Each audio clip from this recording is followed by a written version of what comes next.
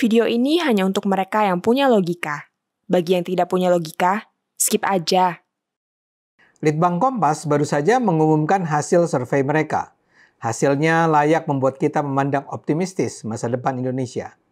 Survei Kompas ini menunjukkan sekitar 80% warga menyatakan kepuasannya pada kinerja Prabowo selama 100 hari kepemimpinannya. Kompas juga mengungkapkan hampir 83% warga menyatakan Prabowo memiliki citra yang baik. Ini hasil yang luar biasa. Tapi Partai Demokrasi Indonesia Perjuangan (PDIP) malah bicara nyinyir. Mereka dengan sengaja berusaha memecah belah Prabowo dengan Jokowi.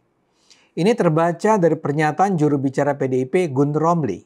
Dia secara khusus menekankan tingkat kepuasan ini lebih tinggi dibandingkan tingkat kepuasan terhadap Jokowi yang pada 100 hari pertamanya pada 2014 hanya mencapai 65%. Menurut Guntur, kepuasan publik ini mematahkan asumsi pendukung Jokowi yang selalu mengklaim hanya Jokowi yang mampu meraih tingkat kepuasan publik yang tinggi. Faktanya, Presiden Prabowo berhasil melampaui Jokowi, kata Guntur. Guntur juga mengingatkan, pemerintahan Prabowo perlu berhati-hati terhadap campur tangan atau cawe-cawe yang dilakukan oleh Jokowi. Menurut saya ini adalah komentar nyinyir yang bertujuan buruk. PDIP seperti tak kunjung bisa menahan diri dari meluapkan kebenciannya terhadap Jokowi.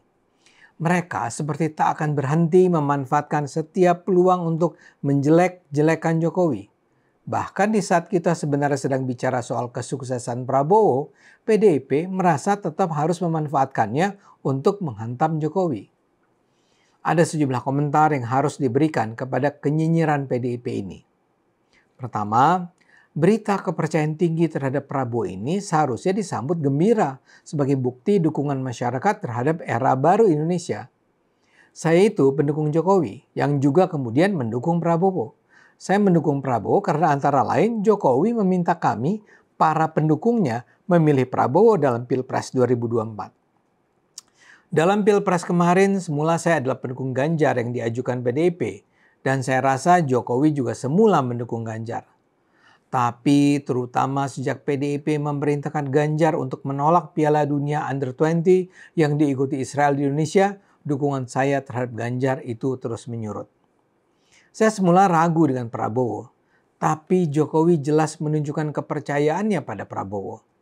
Dan itu bukan sesuatu yang bisa dianggap main-main, mengingat kualitas hubungan mereka sejak Prabowo bergabung dalam pemerintahan Jokowi pada 2019.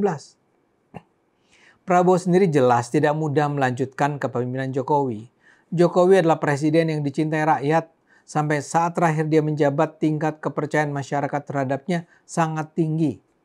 Pada Oktober 2024, menurut indikator, tingkat kepuasan publik terhadapnya masih mencapai 75%. Bahkan bisa dikatakan tingkat dukungan terhadapnya sebenarnya agak menurun belakangan karena propaganda anti Jokowi yang terus-menerus dikumandangkan PDIP dan para sekutunya. Jadi di mata mayoritas rakyat, Jokowi adalah pemimpin yang sangat berhasil.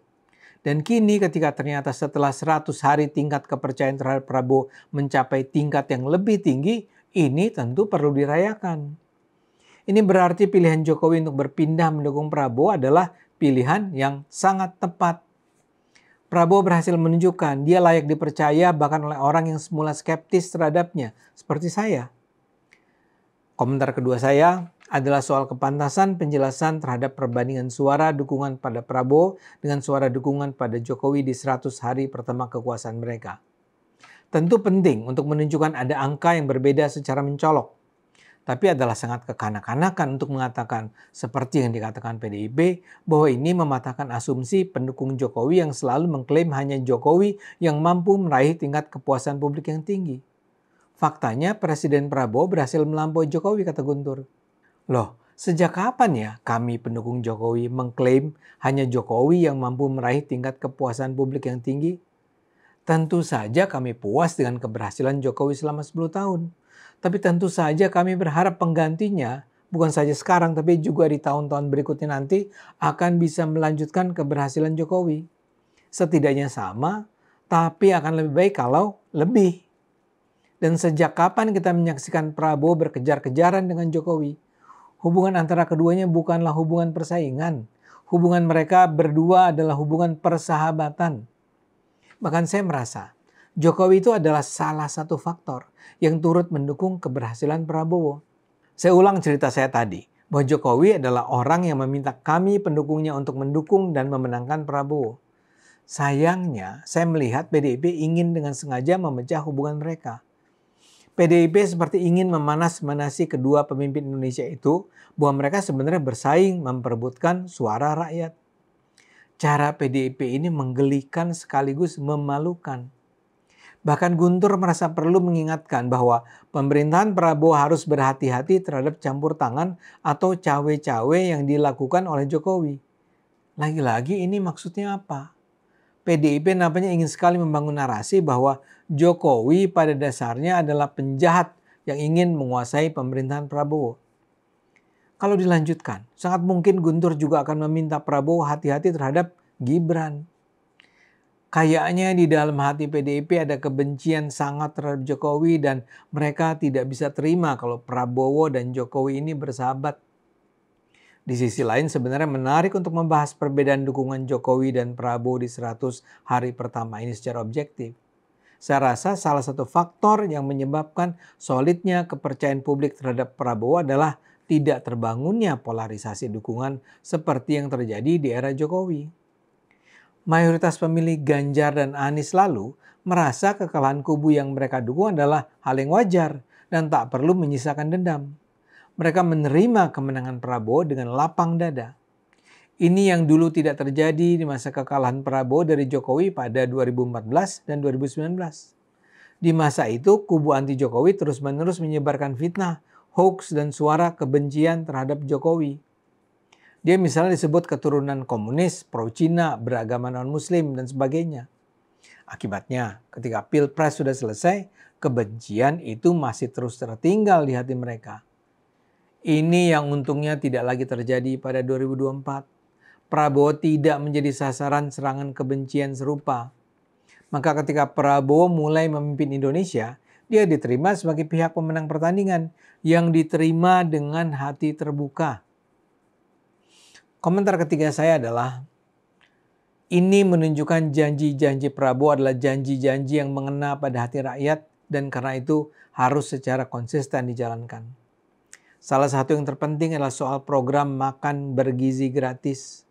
Memang selalu ada kaum elit nyinyir yang menghina program ini. Di masa awal ini program tersebut tentu saja belum berjalan sempurna. Tapi perlahan terlihat betapa penyediaan makanan bergizi gratis ini disambut gembira, terutama oleh kalangan kurang mampu. Prabowo juga terpuji karena nampak berkomitmen untuk menghabisi para koruptor. Begitu juga dengan keputusannya untuk menerapkan PPN 12% pada barang-barang mewah. Ini semua saya percaya membangun kepercayaan masyarakat terhadap sang presiden. Karena itu Prabowo dan rekan-rekannya tidak perlu merasa khawatir dengan dukungan terhadap program-program yang mereka jalankan. Salah satu yang terpenting adalah komitmennya untuk memerangi korupsi, sebuah kejahatan luar biasa yang menghancurkan Indonesia. Habisi saja para koruptor, Pak. Bahkan kalau mereka sebenarnya sekarang berada dalam jajaran kabinet Prabowo. Presiden Prabowo tak perlu sedikit pun khawatir dengan dukungan masyarakat. Kami terus berada bersama Anda, Pak Prabowo. Ayo gunakan akal sehat, karena hanya kalau kita gunakan akal sehat, Indonesia akan selamat.